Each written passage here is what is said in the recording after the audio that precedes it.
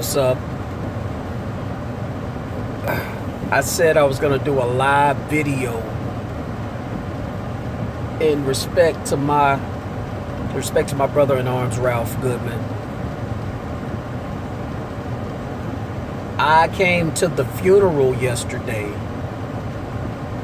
and I must say that I was overall impressed with everything.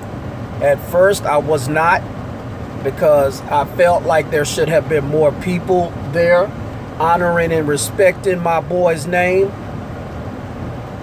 And it should have been more excitement there,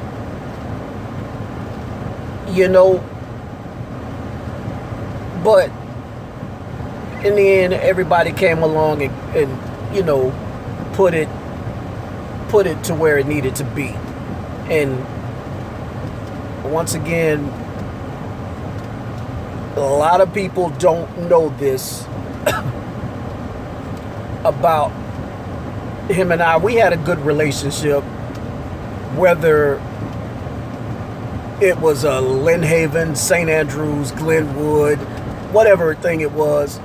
Him and I had a great relationship because we did some time together. And I know it wasn't the appropriate thing to say at his homegoing, but we did some time together. And of course I knew him ever since we were in 4th and 5th grade, and he went to Lucille Moore with me, and Gerald Dwayne Stewart and all of us. And I just heard things about him way back then to be like, okay, this dude is a bad butt. But I left and moved away, came back. 1993, who do I run into in jail? Ralph. So, of course, it wasn't all peaches and cream at first with us.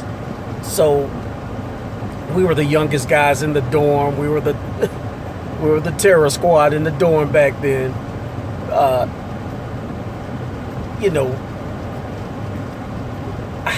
don't know how to put it, but as time started going by, I was in jail for a whole 1 year. Ralph came back 3 times. And, every time he would come back, he would like, I see you when you get out of state. That's what he called me, state, S-T-A-T-E, state. So he'd come back all 3 times. And this 3rd time, we connected like brothers. I mean, like, you wouldn't believe. Like, hey, man, I didn't know what I would do if that guy wasn't in the dorm. Like that. So, Ralph hooked me up. He's like, you know what? You ain't going back to the Drews no more. You're not going back to the South no more. You finna come live with me and my mama, Miss Lois. So I would talk to her on the phone. And, Ralph was like, here, get the phone, talk to my mama while I go over here and do this, that, and the third. So we would do that.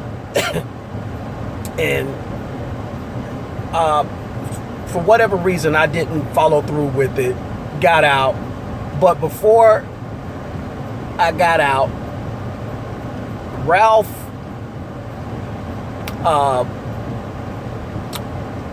it was a morning. We went to court. I went to court. And he said, you're going to get out today. This was about the time I was in there, about 10 months. You're going to get out today. So I go back to court. I go to court. We didn't get back until like 2 or 3 o'clock. So it was after lunchtime. And I come back. I couldn't wait to tell him I got a court date.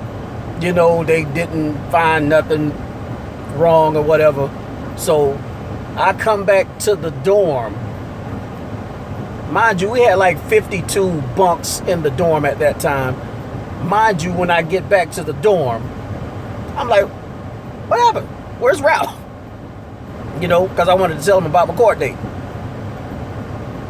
Not only was Ralph gone, my brother done started a full riot in there.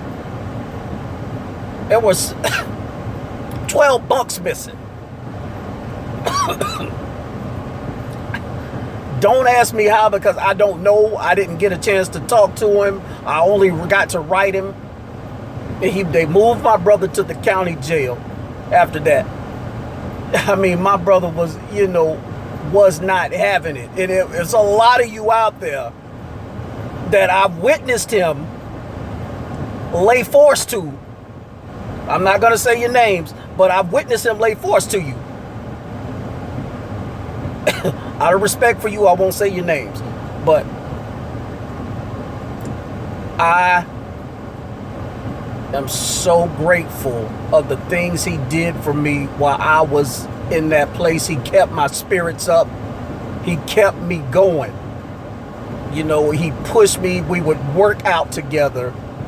We would just do everything together. He would always say, when I was hungry, he's like, State, we got some soups in there. I didn't have money, but he found a way to scramble and get it up so him and I could eat. I'm hurting inside because I didn't get a fair shake to say goodbye to him.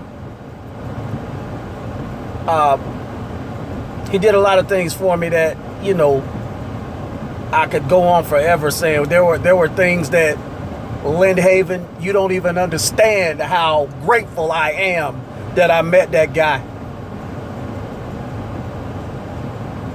I am grateful. I bet you we did things that you probably would never know. And we were on adventures that you probably would never know about. That's my bro, man. He hooked me up with the most beautiful girl in the world at that time. I'm not going to call your name because I really don't want to knock your boyfriend out.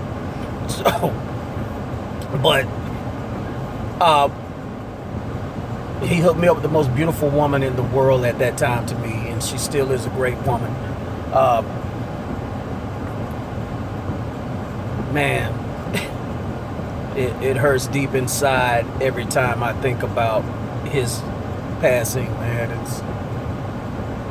It's upsetting to me because like I said, I didn't get a chance to tell him goodbye. The last time I seen him was like 4 years ago, and he walked into a Burger King right across the street from Edgewater on the beach, and I was on lunch break, and he walked up right behind me and tapped me on the shoulder, and just that smile. He has a better smile than what a lot of people gave him credit for.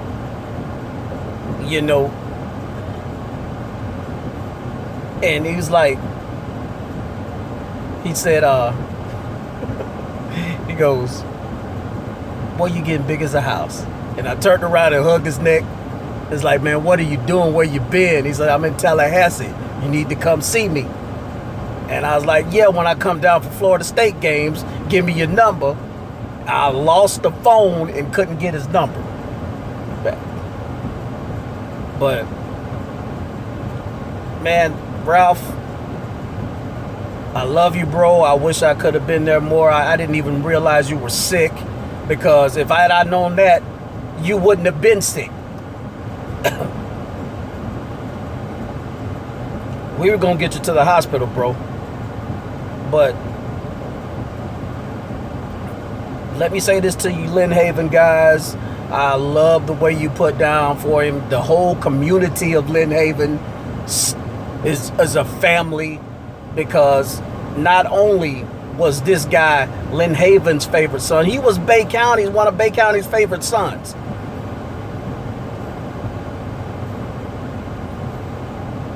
And once again, bro, it's hard for me to tell you goodbye. I'll be by sometime in the next few weeks to sit and talk with you and put flowers on your last place of rest. I love you, man. Forever.